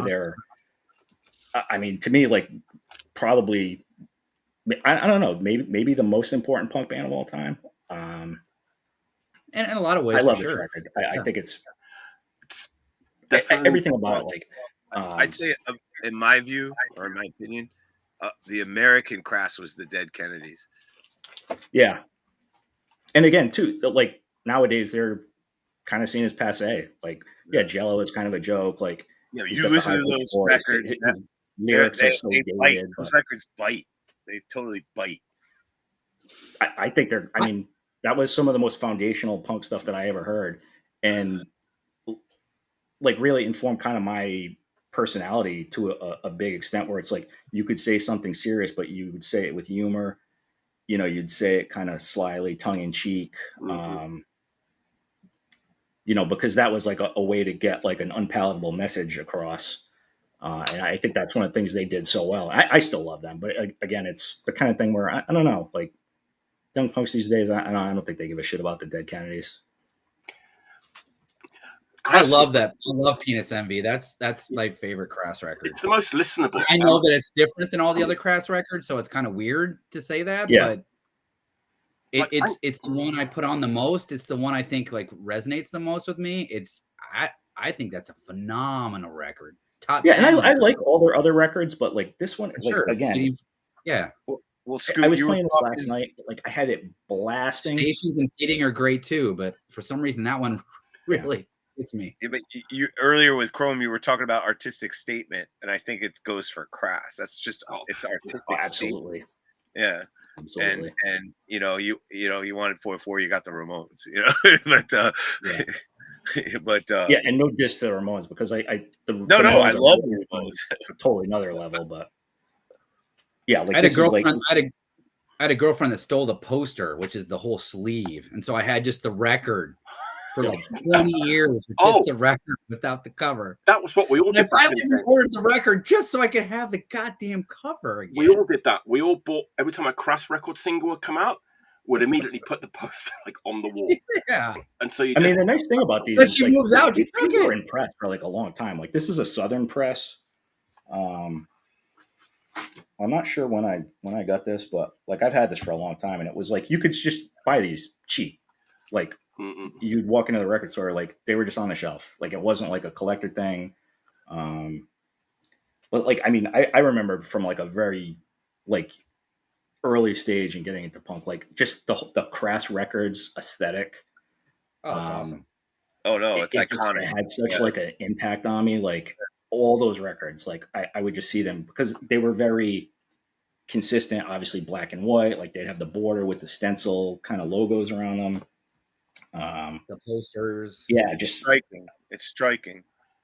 Probably one of the best logos, if not the best logo of all time. I mean, it's just. I think the guy who designed that recently passed away. Yeah. I don't know. It's like, again, this to me, it's like it transcends music. It's they're like a concept beyond music to me. But still, it's so listenable. And like by the time you get to the final track on this, which isn't even listed on the sleeve, like it's very avant-garde. How do you even describe it? It's like noises. There's like some kind of like choral singing. It's almost like a poem being read. And then when those drums and like distorted bass like kick in, it's like, oh my God. Like if you have like this on a real stereo, like it was hot as balls here last night. We had fans going on. So like I had the stereo cranked to hear it over like the hum of the fans. And it was like when that drum kicks in, it's like it just kicks you in the ass. It's all the Crass records have really good production, and most of the bands they really do. People didn't realize that at the time, but they spent a lot of money actually on like production, like Southern studios and stuff. They all sound it sounds great. In the late 70s and early 80s, when at their height, I read this interview with them somewhere, but somebody who was on the run from the Baader Meinhof gang in Germany, like went there thinking like I could hide out with Crass because they understand, And when they got there, Crass was like, "We're being watched by MI5, you can't stay here." It's like because Crass was totally monitored by the UK government. Yeah, I saw them in like 1984 with Flux of Pink Indians, but it was like when both of those bands, like Crass were doing like Yes Sir I Will, and Flux were doing like, what was it? The fucking cunts treat us like pricks. It's like just like chaotic noise. But I'm glad I got to saw both bands. Very important. Very important. Yeah, that's legendary to say that. Holy shit. I remember it really well. I remember them standing at the front and giving out like little pamphlets and badges to everyone. Like it was more than just a gig, Do you know what I mean? It's like literally life changing. Statement. A statement. Yeah. Seems like it. All right. It's kind of hard to follow Crass. It was when I went back in and I checked the list of previous picks. I was like, no one has ever brought up Crass on here. Their Discharge hasn't been brought up, I think, either. I think people just think it works. I think you're right. Now it has. You're like, odd. Like it's been brought up, obviously, but I'm not sure. Has anyone shown a Discharge record? I don't think so. No. We were talking about this in the preamble before we went live, but I think that is one of the strengths of the show is that we're not just all up here showing the 5 best records. Oh yeah, or the 5 rarest or whatever. It's like edition that folds out. It literally says, "What are you listening to?" Yeah, what are you listening to? The show, so but you can interpret it that in many different ways, though, right? And I do too sometimes. It's like overthinking it, blah blah blah. So, but which is great too because everyone I has was their listening different to ways. disco yesterday, but I didn't feel like I needed to bring disco on. I was like enjoying it, to be honest. Yeah, bring it on. We'll do a round 6 with our disco picks. Disco kicks. All right, R.T. White. I mentioned him already, didn't I? They're playing. R.T. White's band, Ready for Death, is playing tonight in Amityville. I have a story about this. Is a very funny story. It's not that funny, but it's like yes. Okay. So I had to go to Punk and Destroy. No, Revenge Records to pick up that Extreme Noise Terror record because they had it waiting for me. And as I was going there, I was on the train and I was like talking with Artie because he was like, "Hey, we're going to Long Island tomorrow." Blah blah blah blah. And I was going back and forth with him. And I got to Revenge Records and Jackie from Frampton, it's his store. He was kind of busy, so I was like, "Mike," he's like, "Just hang on a second, I'll be with you in a minute." So I was like, "All right, I'll go and look in the used bins." Right? It's like 2000s onwards hardcore bin at the back of the store. Because I didn't have much money, so there might be like a cheap record in there that I could like pick up. And I was like, doing this as you do, and this jumped out at me. I was like, Jesus Christ, that's like Artie's like old band, which I haven't heard yet. That only put out like one record, and it wasn't expensive. It was really cheap actually, and it was still sealed. This record is 10 years and 1 day old actually, but it's like Concrete Cross. I don't know it. I played with them before. Really? You know what? No. And I only bought it because I knew it was Artie's band, and I'd just been talking to him 5 minutes before, and I didn't have that. There he is. There he is on the front there. I was actually fucking blown away by it. It's fucking amazing. It's like full bore, like hardcore, straightforward, like hardcore thrash with like no frills, well produced. Great musicianship. Artie's vocals are fucking amazing. It kind of sounds like The Accused, but without like the metal. Metal stuff. Yeah. Yeah. I can see that. And so, it's like it totally exceeded any expectations I had of it, which kind of sounds a weird thing to say, but it's fucking great. So if you ever see this in the bins, pick it up because it's. I think that record came out and then they just. I know Artie moved, but I think they might have broken up. They did. Very, like right when it came out. So I don't think they really even had a chance to really like. Artie moved away, right, from Long Island when just after this came out. He moved away and they broke year up. was that? What's the era? It's like literally 2013, released on June 1st, 2013. So it's wow. Okay. Exactly 10 years old. But I know, it sounds like I'm like, oh, Artie was in a really good. It's great. It's like, and I actually asked him, do you have any kind of background to this record or any stories? He's like, no, we kind of broke up. Bit of a shame. Decent record. And he's like, oh, yes, we toured LA with the Neighborhood Brats. It's like, that's like, that's pretty cool, That's right? not bad. That's But cool. you know what? LA is big enough where you can just tour LA. That's what LA tour. He's like, yeah, we toured LA with the Neighborhood Brats. So. Yeah. Like you're doing telephone interviews with singers of bands that you're showing their records. That's way too much research to do for us. Well, it was just amazing. Even knew the release date. Yeah, amazing coincidence. Just there it was, right there. I think it's a good-looking record too. I like the cover art too. I'm gonna look that one up. Seriously, it's a Write no-brainer. it down, like.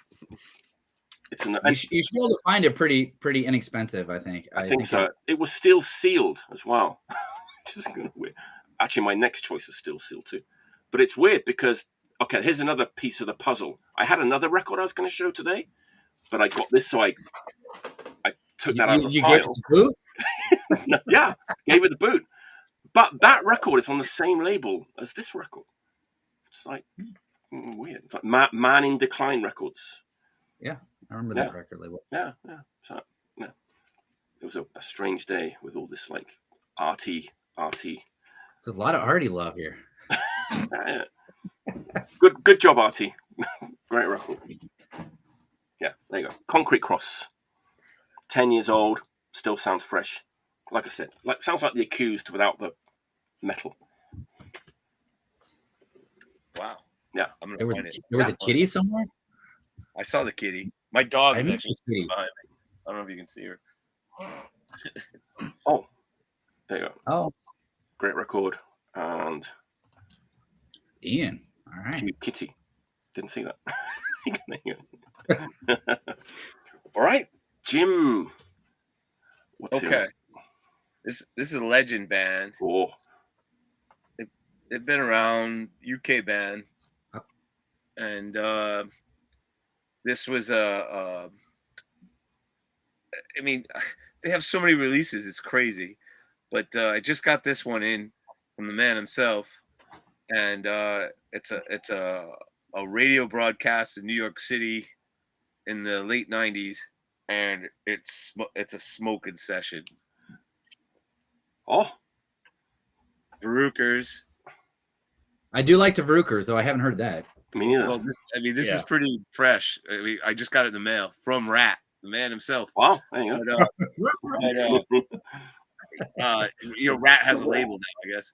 But this is a radio session from WNYU in Manhattan and on their 1997 tour. Now this is the line on here that just pretty much sums it out. There's no overdubs, no frills, and no fucking about. That's what Rat would say. I can hear him saying it. Dude, it's right there. I saw him on that tour. Really? So, yeah, it's a Rat in Boston. This is smoking, and the banter in here is hilarious. Like you can even hear Neil from Tribal War on here, and when they were having a technical difficulty, Neil comes in and talks about all the gigs. But this it's from 1997. The recording, it's a live radio broadcast, and it's a bit on the thin side, but. The Verrucers is sale, so what there isn't in low end on this is just like razor sharp, So and it's right. There's no fucking about. They're just No fucking about. yeah. There's no fucking about, buddy. But I'm glad he sent this to me. And on the back, it's a sinking Statue of Liberty with the World Trade Centers burning.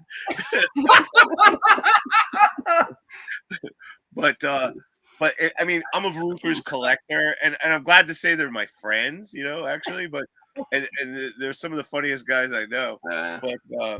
But I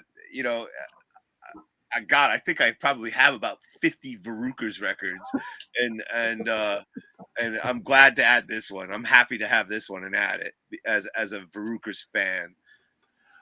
That era of Verrucas is kind of like, I want to say, a little bit underrated. They were smoking in that era. Smoking hot. They were really good on that show at the Rat, dude. It blew my mind away. Because they had like Biff on guitar, right? Who's an amazing guitar player. Kevin. Yeah. Kevin from Conflict, right? I think so. And then I think Les was in the mix from Concrete Socks.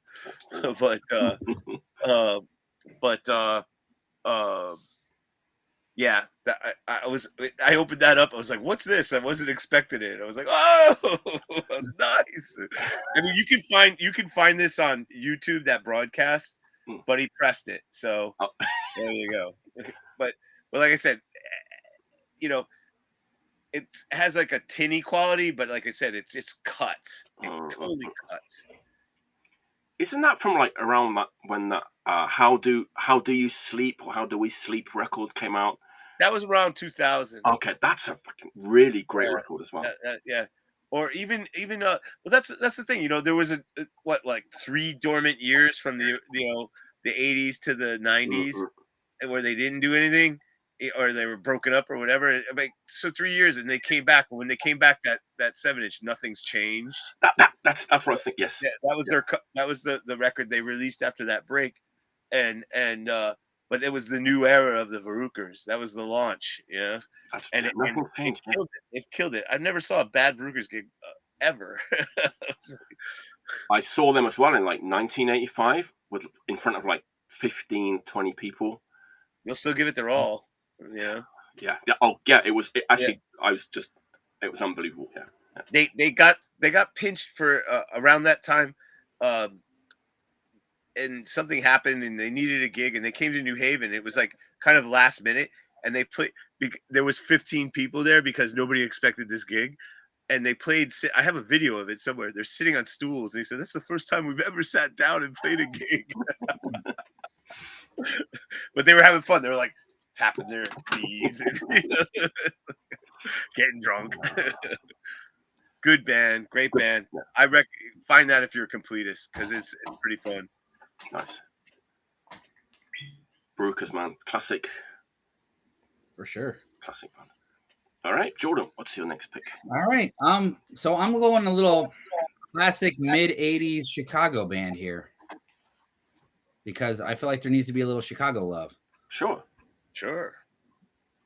Oh, do you guys know who Buffalo? Yeah, I've heard of them, and I never owned any of their records.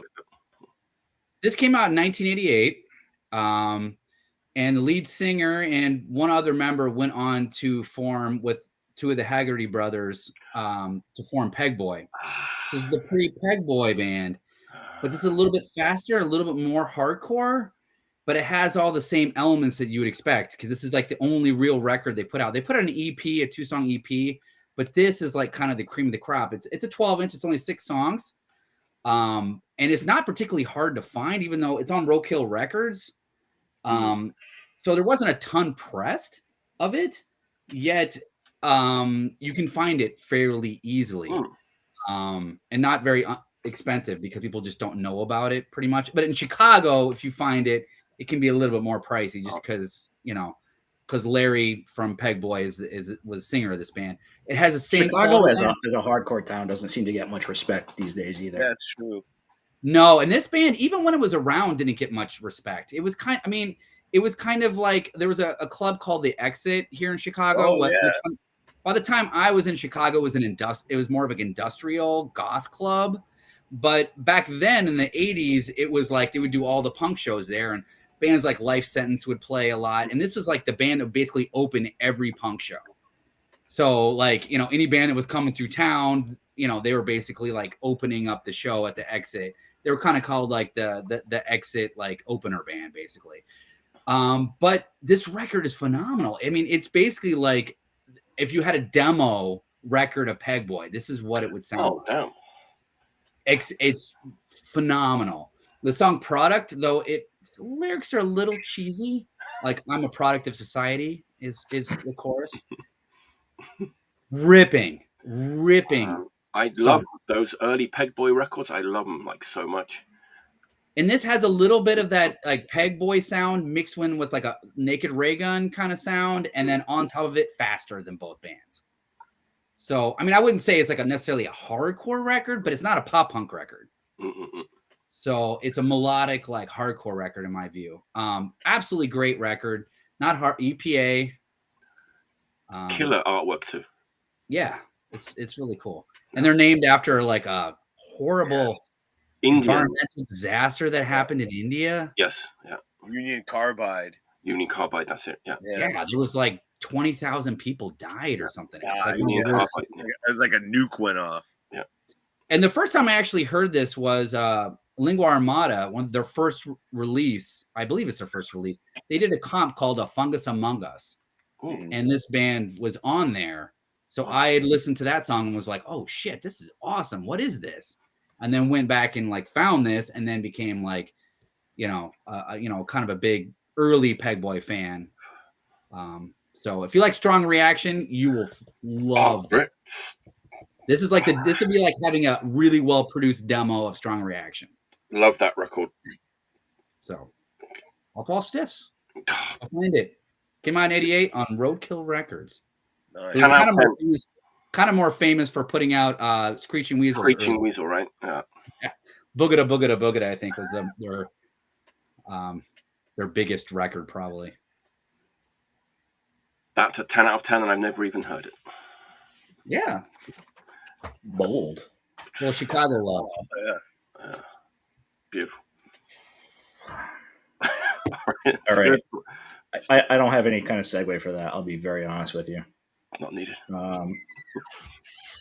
This record came out 2020, so pretty new. Oh, cool.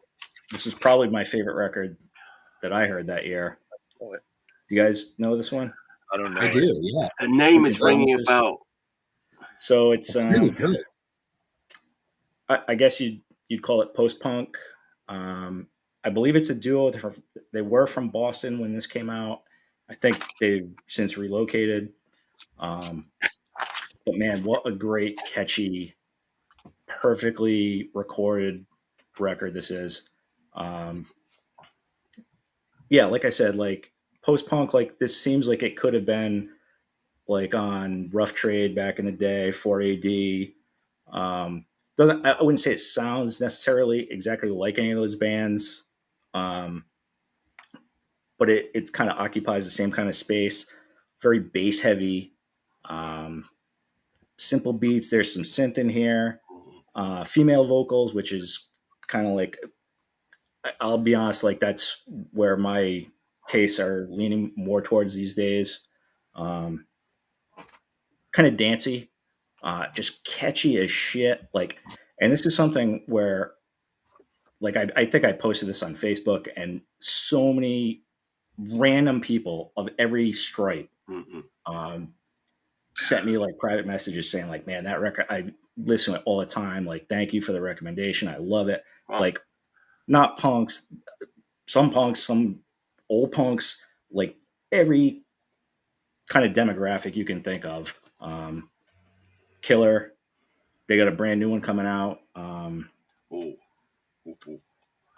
Pre-order. I think it should be out this month.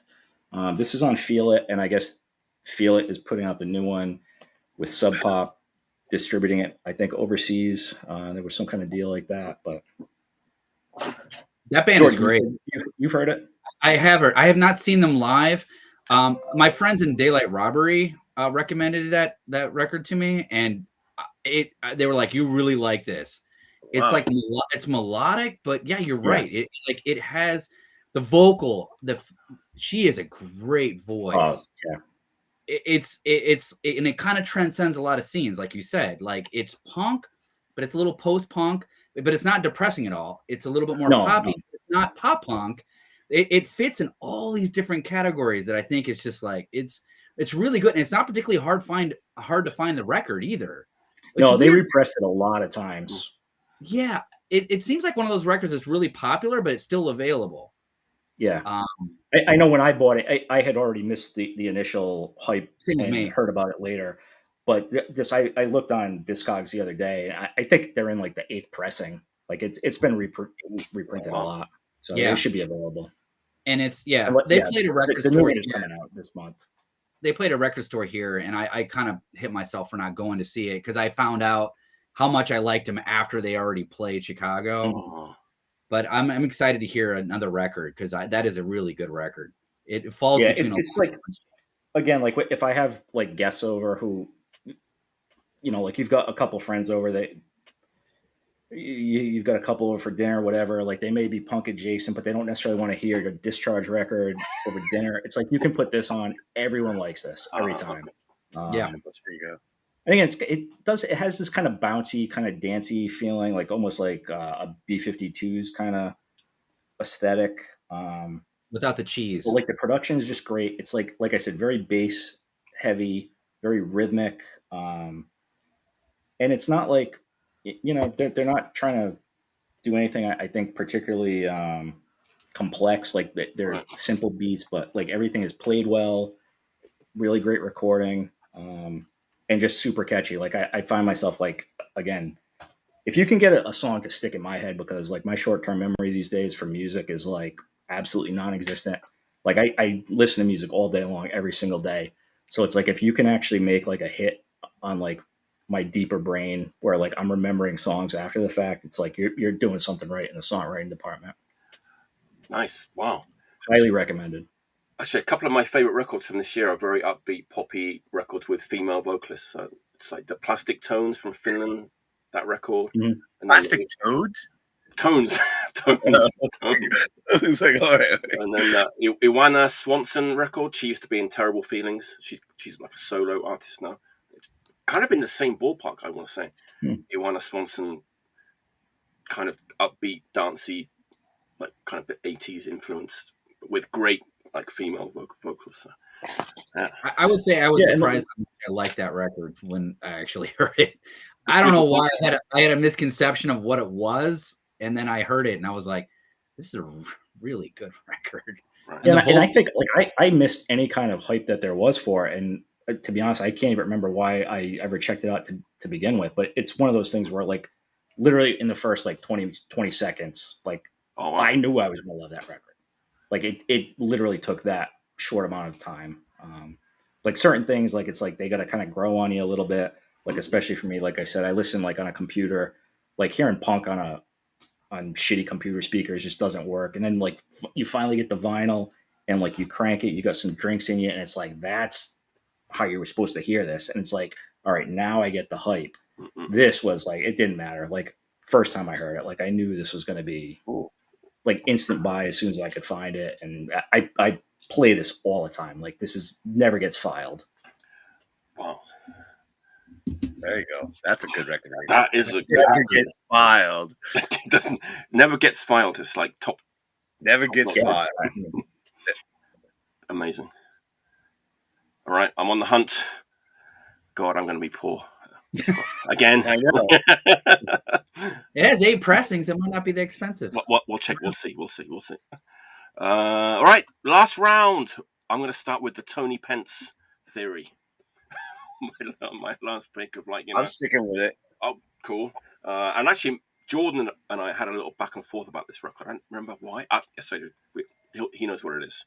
You guys are into Voorhees, right? The old like UK. I love Voorhees. Yeah. Right? I played Chicago. It was awesome. Everyone loves Voorhees. Yeah, I've seen it too. Yeah. Everyone that album's just been reissued, right? Is it Spilling Blood? The first one with Jason on the cover. Oh yes, I think that's just like being reissued. But maybe people don't know that like some of the members of Voorhees had another band or some other bands like after Voorhees, who I might like even better. I don't know. Like this is a blind buy in the cheap bins at Punk and Destroy. I like the look of the record. It was 500 yen. Kills.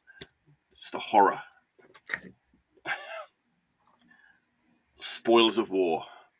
That's like Apocalypse Now reference. I mean, look, here's the amount of songs you got on here. Whoa. But man, like going back to that, almost.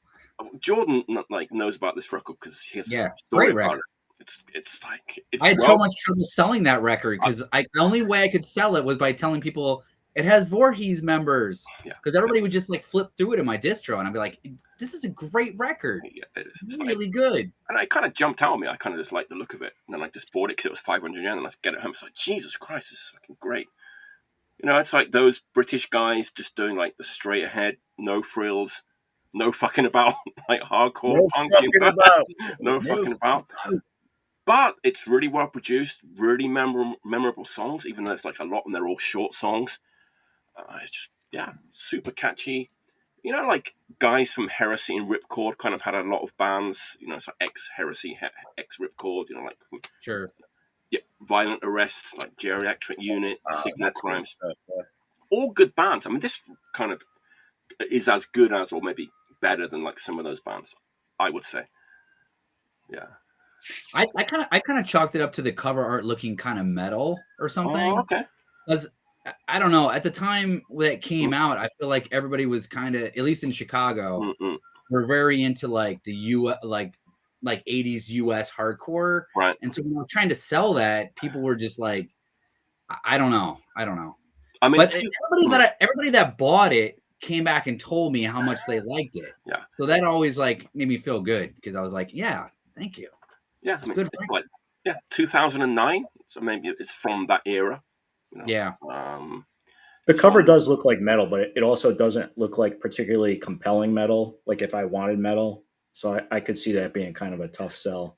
There's actually a kind of interesting connection to metal with this band, which I was actually blown away by. I don't know if Jordan, if you picked up on this, but like the main guy, James Atkinson, who's the guitar player, plays in a band with Bill Steer from Carcass.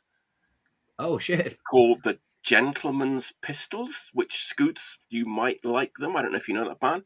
It's like a 70s. I think you recommended them to me one time before, actually. It's just one of those like 70s hard rock retro bands. Bill Steer has a bunch of them, like the Firebird and the Gentleman's Pistols, but it's same guy. It's yeah. Cool. That's my last pick of the day. It's like bargain bin. This was still sealed too. Just raging, no fucking about hardcore punk with no metal, no fucking about. And actually, there's some nice dischargey guitar licks on this too. Yeah, right. That's James, I think. That James Atkinson guy. He's a good guitar player. And, yeah, for sure. Yeah. I'm glad you mentioned Voorhees because that's like a classic example for me of a band. Like I forget because of where the V section is in my punk record. Like it's hard to see, so I don't go in there that often. And then every time like I remember I have that, I pull it out. I'm like, fuck, this record is so good. That's like a good like kind of like mental post-it note for me to pull it out soon. I can see how Jordan was like the ex-Voorhees thing would definitely be the selling point of this record. Yeah. But check it out. It's probably still out there, in distro bins. God, I probably still have 2 in my basement, probably somewhere. There you go. That's my last pick. Also, a short, sharp shock. A short, sharp shock. Okay, my turn. Yes, my last pick. All right. This is a band from Los Angeles. Probably about 2008. They lasted from 2008 to about 2013. I saw them a couple times. They were very, very, very good.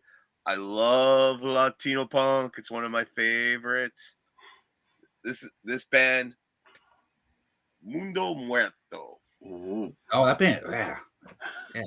But on this album, this kind of dark. This is the best one. This is the best one, and they always had a lot of energy. I saw them twice on the East Coast, but there's a song on here, "Sobrevivir," which means survive in Spanish, but the most epic pick slides you will ever hear in any fucking hardcore song, and it's my favorite song in this whole thing, and it's my go-to for pick slides. I mean, it's one of the best songs I ever heard with pick slides, and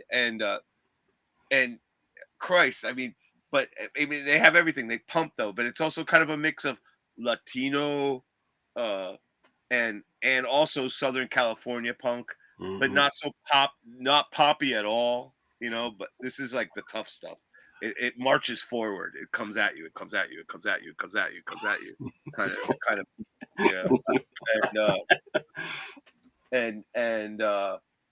this is a go-to record for me. I was listening to it this week, and I'm like, damn, if this record isn't fucking awesome, man. It's another one of those records where you could find this for $10 or $15 somewhere. Nobody, it was around, this came out like I said, like 2011, 2012. Okay. But now, here it is. I mean, it's just like that tide, it's like this is a record in that tide. It's a very good record.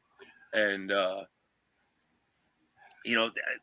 some moments, there's also the Spain influence. I wouldn't include that in a Latino thing per se, because Spain had a different thing, but it goes back and forth because of the culture. But Latino has a different thing, but it's pushing forward. It just keeps pushing forward. Like, get out of the way, motherfucker. It's like, it's a get out of the way. Just get the fuck out of the way kind of record.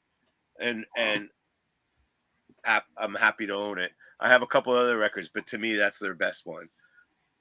There's so much good Spanish language punk coming out now. For sure. Now. And a lot of it with female singers. Like, again, oh yeah, like that's kind of where I've been gravitating. I mean, there's like no end to like good stuff out there. No, in that realm, that's it also I want to say that's a total full on punk record too. There's not a lot of metal in there. There's no metal in there. It's punk. That's a punk fucking record, man. And Spanish language just seems like uniquely like appropriate for punk. I don't know. It does. It sounds good. Well, I mean, even the name Mundo Muerto, the first thing I thought of was like, oh, it's gonna sound like R.I.P. But it doesn't really. It doesn't. This is Latino all the way. Chicano, LA Chicano fucking uber punk. Man, Jesus. That's like it's going on the list. You can find it though. You'll find that cheap. I will. That's not breaking the bank. You All might right. not get your bag of ramen that night. You'll find it for that one. That low of a price, which is amazing to me because that is a quality record. It's one of those, right? One of those great records that's still It's cheap. a great fucking record. Beautiful. Yeah, I'm just trying to take it all in. Hey, there we go. You happen to get a couple beers in me? Hey, Dan. Wow, long time no see, man. Speaking of that band. Woo! Hey, yeah. I like. Man, I haven't seen Dan Dan came to Japan like years ago with his whole band. Hey, man. Good to see you. All right, Jordan. All right, well, I'm going to do something a little different here. Okay, I got a band this record came out in 2007. It was a band of mostly transplants that moved to Chicago. But there is some Chicago people in the band as well. It was during the burgeoning garage rock scene that was happening in Chicago. People don't realize maybe outside of Chicago how big the garage rock scene was in the like 2004 to like 2012 time period. There was a zine called Horizontal Action. They used to do a thing called the Blackout Fest. There was a record label, also Criminal IQ, that put out a lot of garage rock stuff that was just really phenomenal in the Chicago area. And there's this band that, like I said, had some transplants from Atlanta move here and mix in with some Chicago bands and put out an absolute perfect power pop record called The Busy Signals. Okay. So I know that a lot of people are into the Heroes of the Night comp, correct? Yes. Yeah. That guy Jeremy is the one that does that record label. So this band basically sounds like that comp. It's female fronted power pop, phenomenal. Members of the Tirades, the drummer from the Tirades is in it. Jeremy used to be in the Carbonas. It has female vocalists. It's so rock and roll, 1970s. It's just an absolutely phenomenal record. There's no bad song on it. It's great. They're not coming out, so it's also not particularly hard to find or expensive. So you can find this record. They were pretty short-lived. They had a couple of EPs that came out before this, which are both really, really good, but they blew it out of the water with this LP. It's great. Kevin is a Chicago punk who's been around for a long time, who's in the Crunchies, and he's in a really great band called Consensus Madness right now, which a bunch of buddies and old bandmates are in. He plays guitar. It's pop hit after pop hit after pop hit. For some reason, I've been really into a lot of melodic stuff lately. So if you guys have a chance to get this record, you guys should get this record. It's great. That sounds Reminder Records. Jeremy puts this out, so you'd want it, Mike. Yeah, well, I'm slapping my forehead because it came up like a couple of weeks ago on Disc Union, like online used, and I think I put it in my wants list, and then when I went back, it had gone. Someone had bought it. But I mean, it's great. That era was so good, dude. There were so many great bands in that era. The Tirades, the Hot Machines, the Ponies. There was all these different sounds of bands. And what I really liked about the Busy Signals is like they would play like the Albany House, they would play house shows and they play clubs. It was just, they were like just one of those bands that like would transcend a lot of different scenes. And there was like not a barrier then. And it's just a great record. It's kind of lost a little bit because like when this record came out, everybody in Chicago loved it.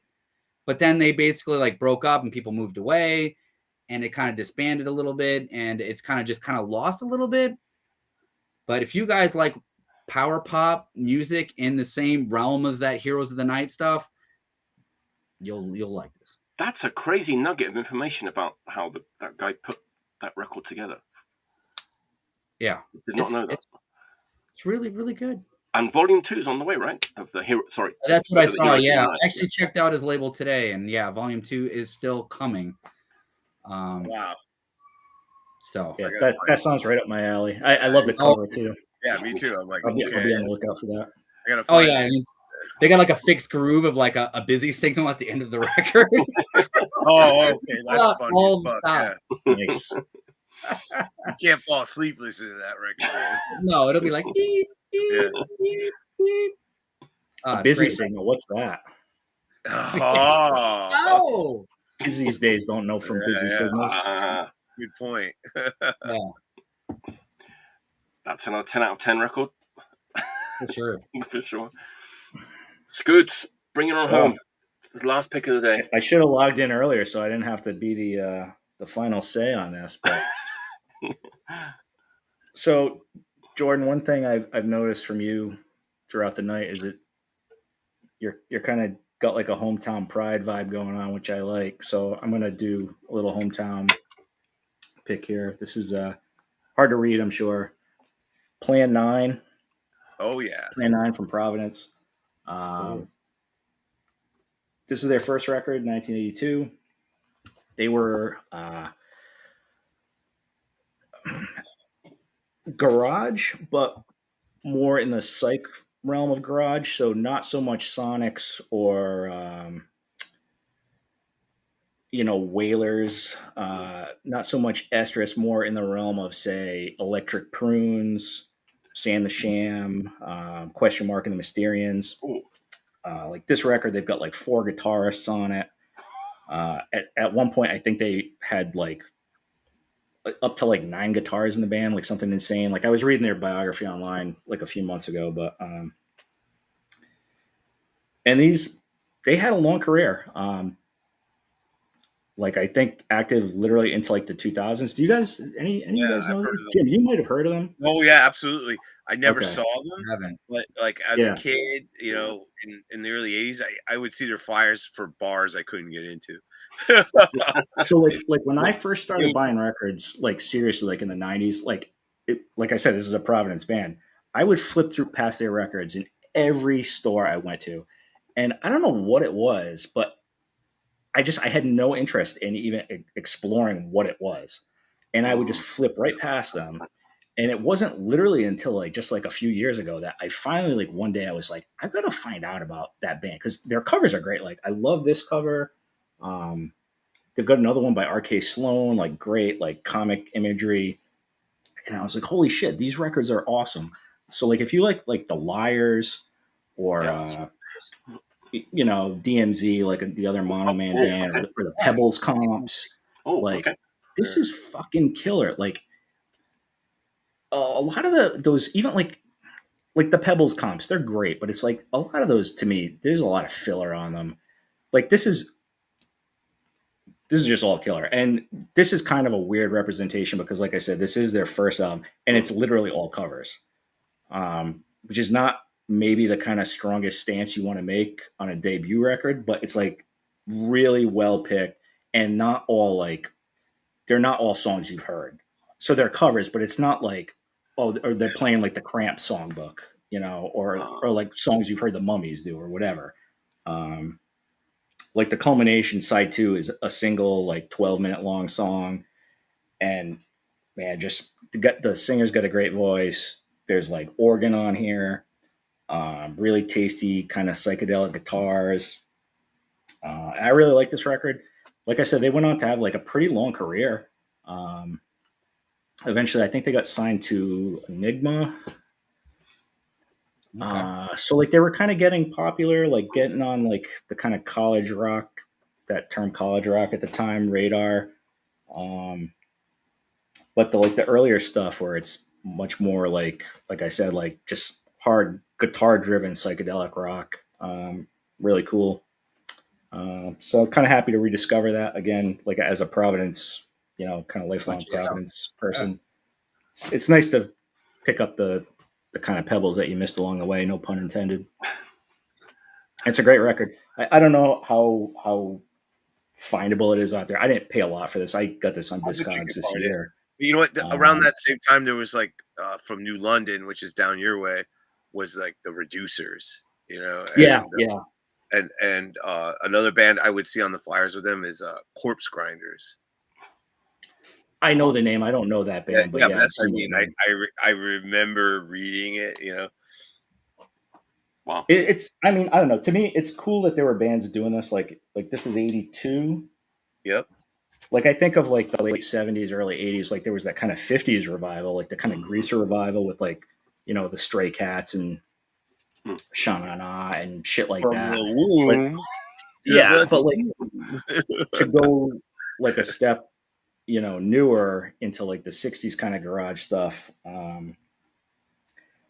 Like how popular could that have been? Like when, like this was coming out the same year as Poison Idea, The Misfits, Negative Approach, Right. the hardest Probably hardcore. And it's like, these guys were probably wearing like paisley bell bottoms, but it's a rocking record. It's rock. I mean, it's not just noodling. It's not atmosphere. It's a fucking rocking record. Definitely check that out for sure. Check it out if you get a chance. I will. Going on the list with all the other records from tonight. Jesus Christ. That was an amazing episode. Like, everyone had fucking amazing picks. We had great sound.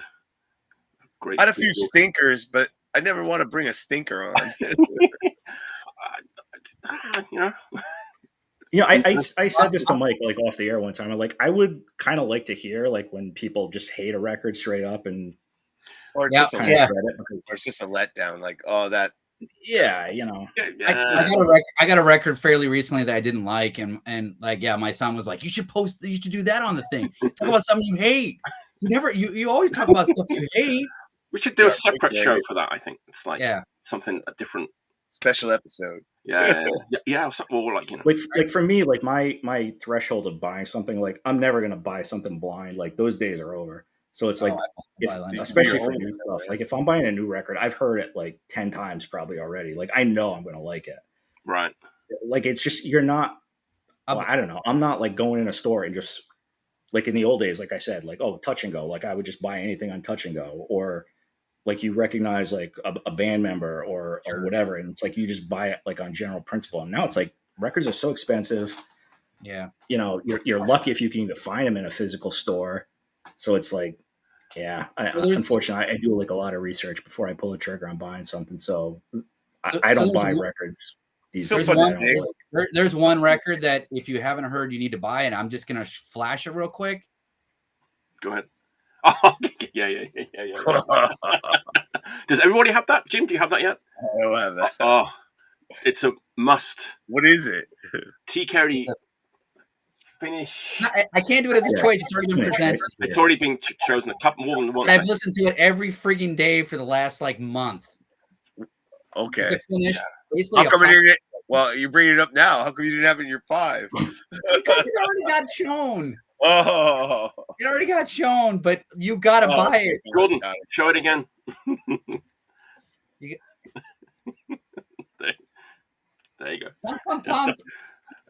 It's the best record I've listened to this year.